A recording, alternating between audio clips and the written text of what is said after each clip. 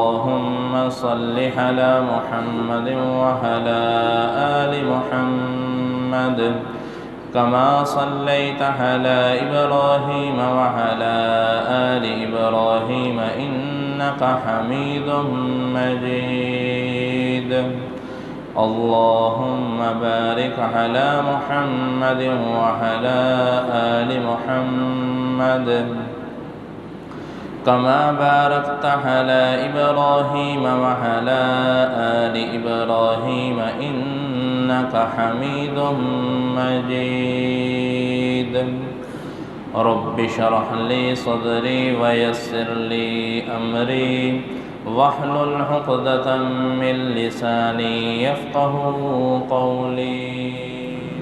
محترم سامعین حضرات،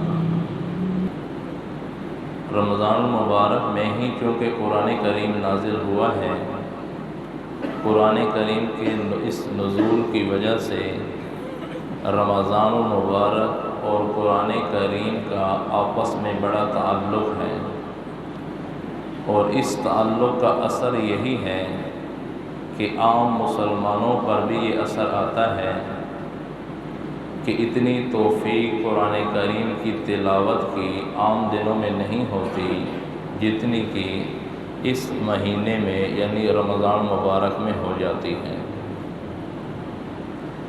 جو آیت تلاوت کی گئی ہے شہر رمضان الذی انزل فیہ القرآن، اس آیت کریمہ میں اللہ تعالیٰ نے خود ارشاد فرمایا کہ رمضان مبارک کا مہینہ ایسا مہینہ ہے کہ اس مہینہ میں ہم نے قرآن کریم نازل کیا.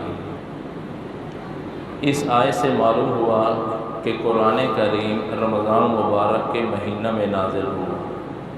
رمضان مبارک کے مہینے میں سے کس دن میں نازل ہوا، کس رات میں ہوا، اس کے لیے اللہ تعالیٰ نے ارشاد فرمایا اِنَّا أَنزَلْنَاهُ فِي لَيْلَةِ الْقَدْرِ، کہ ہم نے قرآن کریم کو شب قدر میں نازل کیا.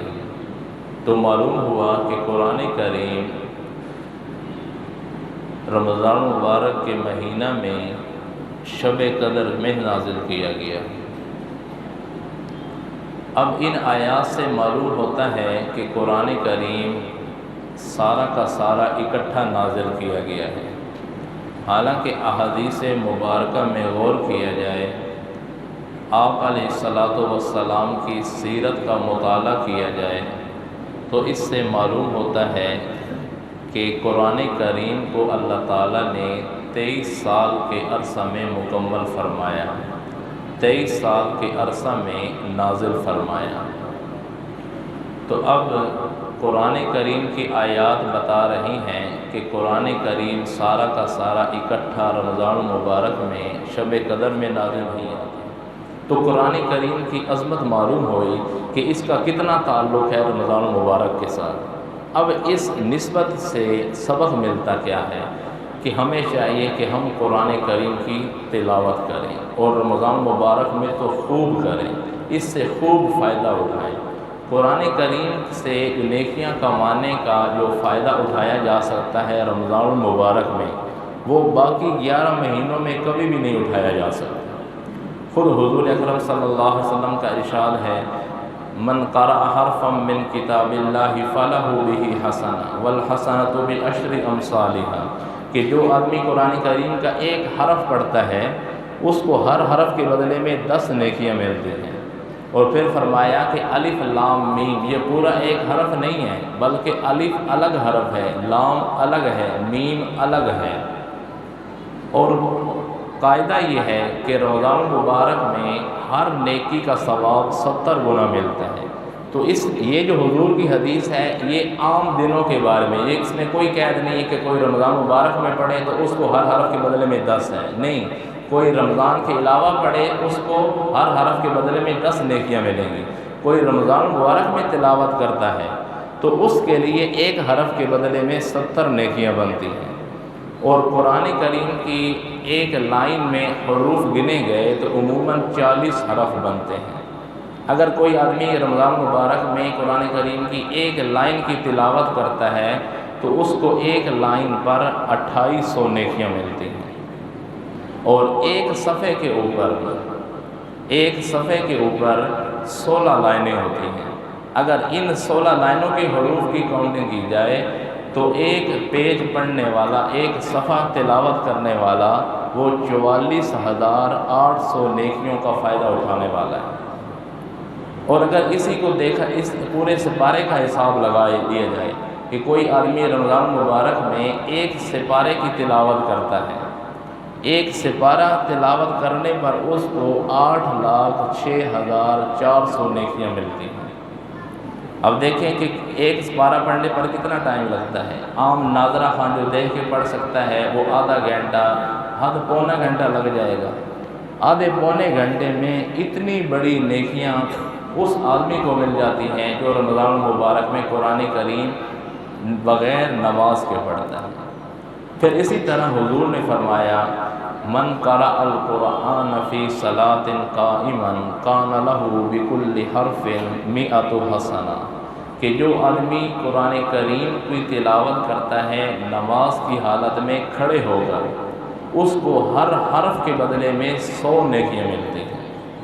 اب یہاں پر بھی رمضان مبارک کی کوئی قید نہیں ہے کہ اس کو رمضان مبارک میں کھڑے ہو کے پڑھے گا تو 100 نہیں، عام دنوں میں بھی 100 نیکیاں ملیں گی۔ اور جب عام دنوں میں 100 نیکیاں ملتی ہیں تو رمضان مبارک میں ہر نیکی کا ثواب 70 گنا ہے۔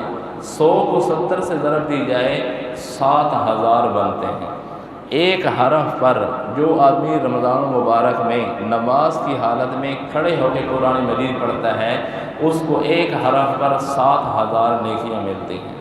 اگر یہ 7,000 نیکیوں کی کاؤنٹنگ کی جائے تو یہ 8 کروڑ سے بھی زیادہ نیکیاں بن جاتی ہیں ایک پارہ نماز کی حالت میں تلاوت کرنے پر۔ اس سے معلوم ہوتا ہے کہ رمضان مبارک میں ہم تراویح ادا کرتے ہیں، اس تراویح ادا کرنے والے کو کتنی نیکیاں ملتی ہیں، اور جو لوگ سنتے ہیں ان کو بھی ہر حرف کے بدلے میں 70 نیکیاں ملتی ہیں۔ قرآن کریم کو نماز کی حالت میں جو لوگ سن رہے ہیں، تراویح کے اندر کھڑے ہوتے ہیں، پڑھنے والے کو تو 7,000 نیکیاں ملتی ہیں، سننے والوں کو بھی ہر حرف کے بدلے میں 70 نیکیاں ملتی ہیں۔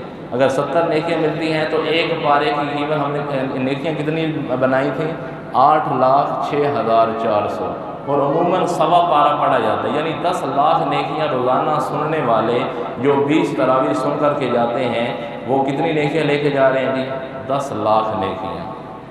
اب یہاں سے ان لوگوں کی سستی بھی معلوم ہوتی ہے کہ جو باوجود قدرت رکھنے کے 20 تراویحوں میں سوا پارہ پڑھا جا رہا ہے، وہ 8 پڑھ کے 10 پڑھ کے 12 پڑھ کے چلے جاتے ہیں کہ کافی ہو گئی۔